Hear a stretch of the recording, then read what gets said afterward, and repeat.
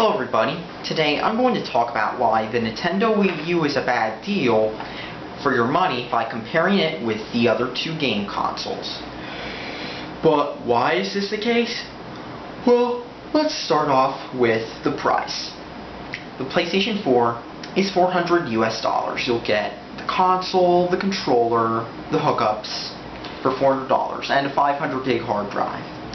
The Xbox One, for $400, you'll also get a 500 gig hard drive with the hookups and the controller and headset, but if you pay the $500 instead of the $400 for the bundle, you'll also get the Kinect accessory, which is a camera, a microphone, which allows you to send voice commands to the console, and it also lets you video chat, stream while doing Twitch stuff. The PlayStation 4 has a camera available though, which you can buy separately though, in case you want to do like Twitch and the like.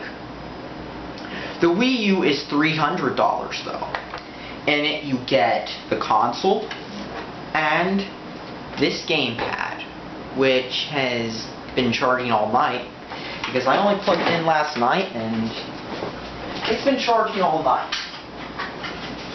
But now I'm going to talk about what is in these consoles, because this is going to make a big difference in what you're getting.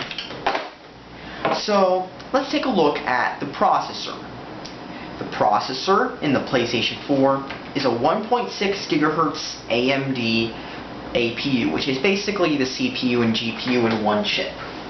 Xbox One, slightly faster APU, but there have been plenty of debates when it comes to console power because, long story short, nerds on the internet, but from what real-world experiences have shown, they're essentially the same when it comes to power, and the gap is narrowing as the SDKs get updated for the Xbox One.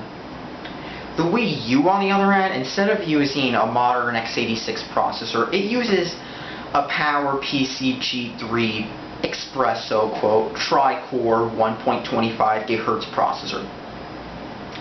Now, not only is the clock speed lower, but this is a design from the 90s. This is the design you found in some of the last stage Macintoshes up to the fruity colored iMacs and the early white iBooks, which were all pieces of crap and don't even work by now, but that's what this processor was used in. So it lacks many features more modern CPUs have, such as Alt-VEC, which is what later PowerPC CPUs had, and it also lacks this technology, which it lacks a lot of technologies really, like multi-threading and that stuff.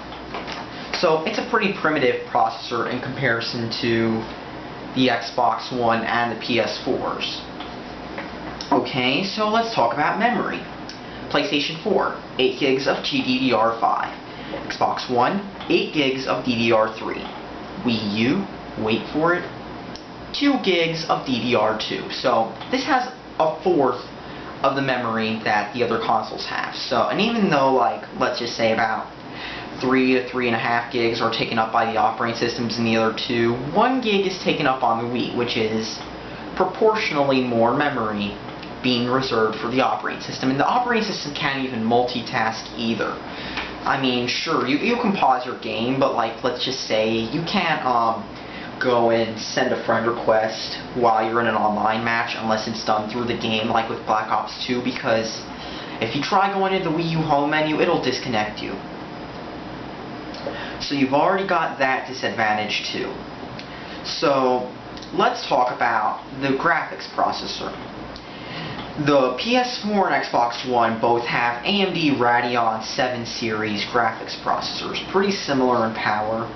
However, the Wii U uses a graphics processor that's wedged in between the 360 and the Xbox One, pretty much. It has a custom AMD graphics processor, which is designed to be 100% backwards compatible with the GameCube and the Wii because they're essentially the same console. And it also allows the graphics to be slightly better than that of 360 at best, but the thing is, the CPU is terrible, so you've got games with poor frame rates, because after all, a lot of game logic is done in the graphics processor. You've got stuff like Call of Duty Ghosts, which ran poorly on the Wii U. So, I mean, there are other games that did too, such as Black Ops 2, Assassin's Creed, you can name many games that ran worse. I mean, Batman, that did too. But now for online play, because this is a major feature. PlayStation Network is no longer free. You have to pay $50 a year on the PlayStation 4. It's still free on the Vita and PS3, but not on the PlayStation 4. When you pay $50 a year, you get party chat, friends list, invites, trophies, PlayStation Plus game rental, which for like every month you'll get to play so many pre-selected games that Sony picks and for free, and if you download it, then you'll be able to play it as long as you keep paying for PlayStation Plus. You get game clip sharing, which allows you to like record your game clips. Game-specific dedicated servers, I know not all do, but I know some like Battlefield 4 use them. Account link DRM, so if you buy an online game, it's linked to your account, not the console. Messaging, so you can message people from any game and just send them a message. And the in-game menu, so you can just push the PlayStation button and get back to the menu and do stuff like send people messages. Xbox Live, $60 a year, slightly more, but you mostly get the same stuff. Party chat, dedicated servers marketed as the cloud, friends lists, invites, achievements. So like, let's just say, like I said, keep in mind these are all features the Wii U won't have when I'm going to mention this. You get game clip sharing, so you can, like I said, record game clips and share them. Game rental on the Xbox One, so if you pay for Xbox Live Gold, same deal as PlayStation Plus, but on the 360, you do get free games. Of course, they're criticized for being older games, but many PlayStation Plus games aren't the newest either. Account link DRM, because after all, like I said, whenever you buy a game, it's linked to the account. Even if the Xbox One had that DRM, it was still going to be account linked. You have messaging, in-game dashboard, so you can push EX, get back to the home dashboard, or whatever you want to call it. So let's see what the Wii U has. The only advantage is it's free. You have Nintendo Network with console lock DRM, so let's just say your Wii U console is broken, like let's just say disk drive dies and you have to buy a new one. Well, guess what? Tough, because you just lost access to all your games if you buy a new one and you want to get rid of your old one. So you'll have to have two consoles lying around. And if it breaks, like let's just say Power Surge, you're out of luck and you have to call Nintendo and hope you get your games back. So and did I mention that when you log into Nintendo Network, it links the ID to a console? You can't just log in a friend's console. No universal invites, so you can't invite a friend like in playing Mario Kart into your Call of Duty match. No achievements, so like there's none of that, so you can't see how many points you've gotten for doing stuff in game. No party chat, so you can't like while you're in a match of Call of Duty invite your friend who's playing Mario Kart and your friend who's playing a Super Mario 3D World and you could talk. You can't do that while you're in a game. No messaging. Of course there's Miiverse, but everybody knows that Miiverse is so tightly controlled. You're better off just using Skype. Miiverse only offers screenshot sharing, no game clip sharing, none of that. You can't get to the in-game menu dashboard without pausing, kind of like the Vita. Except the Vita is a handheld, not a gaming console. Both the Xbox One and the PS4 include tons of streaming services. Mainly the Xbox One's known for its streaming services more so. But you get tons of those along with both of these offer their own music and video subscription services. With the Wii U, Netflix, Hulu Plus, YouTube, Amazon Video. That's it. Nothing you couldn't get on an iPod. So the disc format. The Xbox One and PS4 both play DVDs and Blu-rays, while the Xbox One has the addition of allowing you to play CDs. So you can put your music CDs in and watch. They also have all their games on Blu-ray format too. So what does the Wii U have? It's got a modified Blu-ray format with the sides of the discs feeling soft and some DRM which keeps you from copying the games, and that's it. And it also plays Wii games, which is the modified DVD format. It will not play your DVDs, your CDs, or your Blu-ray movies like the PlayStation 4 and Xbox One will. So let's talk about the controllers. The DualShock 4 is basically the same as the DualShock 3, but with a big touchpad in the middle. It also supports PlayStation Move, and it's going to have a headset for the PlayStation 4, that is.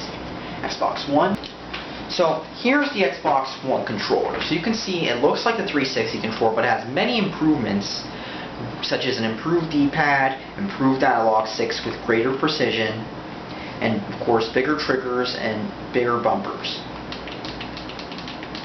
However, the Wii U, as you can see, Nintendo, they have a fetish for reinventing the wheel every week. Oh, and I also want to mention the Xbox One does have the Kinect as a controller, however, many games do not use it, except for like voice commands. But Nintendo, they reinvent the wheel every week, so, because they have a fetish for it, so, you've got this big, oversized hunk of crap called a gamepad. It's only got a standard definition screen, because keep in mind it's only standard definition. It's got these two analog sticks in weird places up here instead of down here like they normally would be, so if you're playing like a first-person shooter or another game, you'll be having to move your finger all the way down here, just like, say, jump. It's not ergonomic at all. It also suffers from the Nintendo problem of sticky bumpers, and like one of the bumpers seems to stick. And it also seems to suffer from a few more issues too, such as the fact that the battery life on this thing is terrible. The Xbox One and PS4 last a lot longer when it comes to battery life, but here's the kicker. This controller was designed with greed in mind.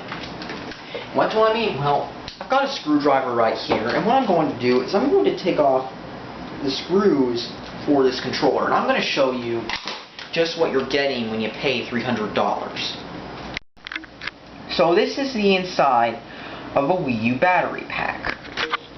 As you can see, there's plenty of room for an extended battery in this case, because after all, the battery, it's a tiny battery that's only half the size of the case itself. And keep in mind, this case was designed in mind with Nintendo's penny pinchers, so you'll have to purchase a bigger battery pack just to get battery life that might be half decent, because the battery life in this thing is the worst battery life I've used in any controller of any gaming console. And even the original 3DS, you know, the one notorious for chewing through its battery, even that feels like it has better battery life than this piece of crap. Because, see, it's like if you open the back of your Nokia and found out the battery was like half the size, because there's all this room provisioned for you to go purchase a bigger battery from day one. And this is what they want. This is what the Wii U is designed for. This is the kind of stuff you'll notice when you buy a Wii U. It's designed with penny pinching in mind. And this is what Nintendo believes in. Penny pinching. And you'll notice this later on as I point out a few more things. And this isn't the first time they've done it either. Remember with the Nintendo DS, if you wanted to use your console with WPA networks, you had to buy an adapter. If you wanted to use your Wii with Ethernet networks, you had to buy an adapter. And I'm going to touch on this real soon, like after I get a few more points out of the way. Oh, did I mention the GameCube didn't even support 480p unless you bought a special video cable with a chip in it because they wanted a penny pinch? So, let's look at game support. The PS4, most third parties are making games for it. You got tons of indie games shown at E3 as well, along with timed and console exclusive third party, along with, of course, some of Sony's first party, but Sony, really, they're not making too many games lately. Microsoft, with the Xbox One, they have, like I said, most third parties making games for it. Tons of indie games are shown as well, different ones, along with timed and console exclusive third party. Many Microsoft published games, because Microsoft did publishing with a lot of games, so they're either console exclusive or only on Xbox and PC. And you've also got some Microsoft's first party, like the Master Chief Collection, Halo 5, Crackdown 3. So, the Wii U, what's it got? Very little third-party support. Third parties have abandoned the system. Take-Two abandoned it. Bethesda abandoned it. Another developer who's abandoned the console as well, like Avalanche Studios, they said their Wii U was collecting dust. EA, they abandoned it, and not only that, but they've had various developers come out and say how much of a piece of crap it is. It's not because of playground politics with Origin, it's because the console's flat out weak. I told everybody a few minutes ago why nobody's making games for it, because it's so weak and underpowered. It's not only making it a bad deal for the consumer, it's also making it a bad deal for developers, and the games are selling poorly too.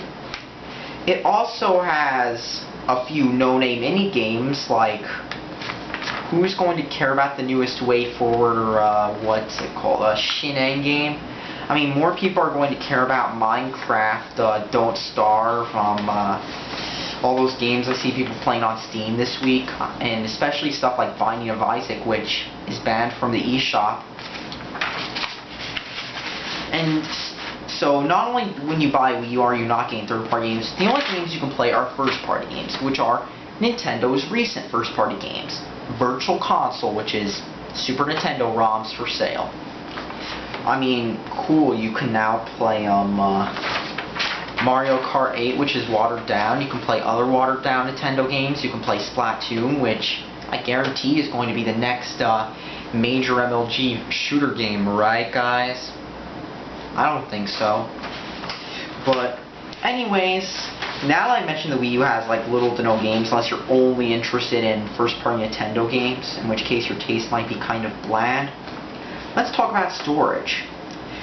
The PS4 and the Xbox One both have 500 gigs of storage. The PS4 lets you put a bigger drive in, while the Xbox One has USB 3.0 external drive support. So you can plug an external hard drive in, USB 3.0, boom, fast hard drives. And Wii U on the other end, only 32 gigs of storage. Probably even much less usable, I think. And here's the kicker. It only supports USB 2.0. Now keep in mind, this might not be too much of a problem because this is the Wii and it's got the slowest disk drive since, what, the 5th generation or the PS2. It's got the slowest disk drive since that time. And keep in mind, it also has USB 2.0 and only 32 gigs of storage. And keep in mind, when the competition has 500 gigs, that's a ripoff, because just to get more storage and just to get those downloaded games, which you might not want because they got DRM, you have to buy a bigger hard drive. But oh wait, you can't buy a laptop drive because you might need a Y cable just to use it. So you have to buy a big desktop drive or a laptop drive with a Y cable, which it's one of those cables that has 2 USB port ends to compensate for one USB port being weak. So let's see what online stuff you have. You've got your Ethernet and Wi-Fi with the PlayStation 4 and Xbox One. However, the Wii U on the other hand, remember I said penny pinching with the battery life? Here's another example of Nintendo's penny pinching. This is a cheap USB wire Ethernet adapter that you can buy at like Best Buy, Amazon, Newegg, with a 10100 chipset. Now keep in mind the other two have gigabit. This on the other hand, you plug this in, and next thing you know, you get like, I don't know, you'll have to play through this dongle, and it takes up a USB port. Keep in mind, this is a console where you've got 2 USB ports on the front taken up if you're going to buy the GameCube controller adapter, because that needs a Y cable, because like I said, the Wii U, the USB ports are underpowered, even more so than the Wii. And so you've got to have a hard drive going to one USB port and this thing taking up another one, because Nintendo, they were penny pinching so much they couldn't even put this on the motherboard. Because let's be honest, Nintendo, they care more about the corporate bean counters than they do consumers. Now, all 3 consoles also have the auxiliary screen thing. You know how the Wii U I mentioned had that auxiliary screen? Well, all 3 of them have their own options done in software. The Vita, Remote Play, which lets you stream a PS3 but only specific games, and any PlayStation 4 games through Wi-Fi over the internet. And it also functions as a handheld gaming console, though not the best supported, but it functions as one of those. Remote Play, it also does an auxiliary screen with both the PS3 and the PS4. Smart Glass works on Android, iOS, Windows Phone, Windows 8, and it gives you an auxiliary screen and the friends list viewer and the achievement viewer like many Xbox One dashboard features, and it works over the network or Wi-Fi. not the internet though, as far as I can tell though, because that's detected on the network. Now, what's the Wii U have? The Wii U gamepad with a poor range. Keep in mind, it only works like so many feet away from the console because it's direct wireless. Remote play, which is called off TV, but it's not supported with all games. Auxiliary screen, which is pretty much supported with all games because it's the gimmick Nintendo shoving down your throat. And it can also function as a TV remote and as an ad delivery system. Like, let me show you.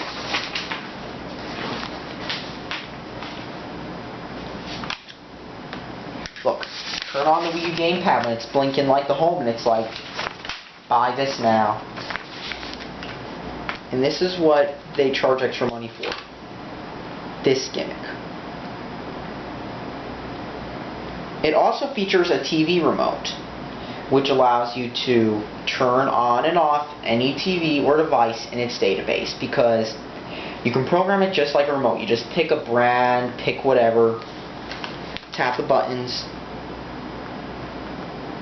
I did not set this up right, but this does allow you to turn on and off your TV if you have it set up right.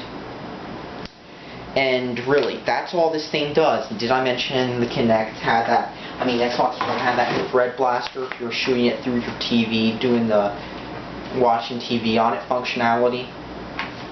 So, long story short, the Too Long Didn't Read version of this is, with the Wii U, when you buy a Wii U, you're not getting much. It's $100 less for a reason.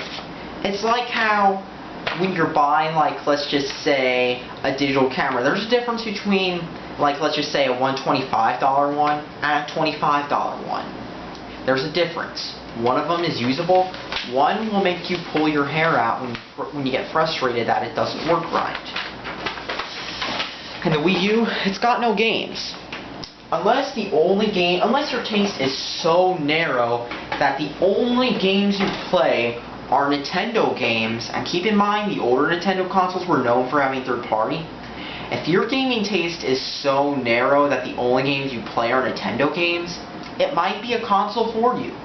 If you have $300 to blow around, and maybe $200 if you get it from the bargain specials like Nintendo's refurbished, if you have enough money to blow because, I don't know, you're bored and you just want to like buy a secondary console just for playing modern Nintendo games such as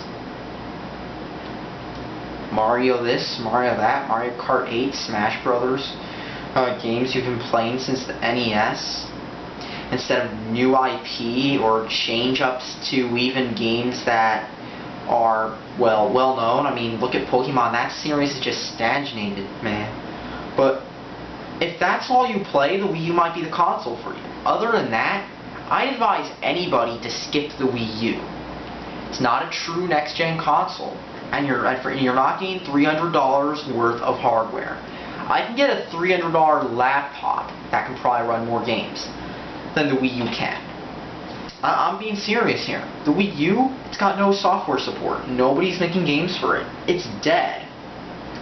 It's like, would you buy an Atari Jaguar or a PS1 in the 90s? That is all I have to say on this. Thanks for watching. Subscribe for more.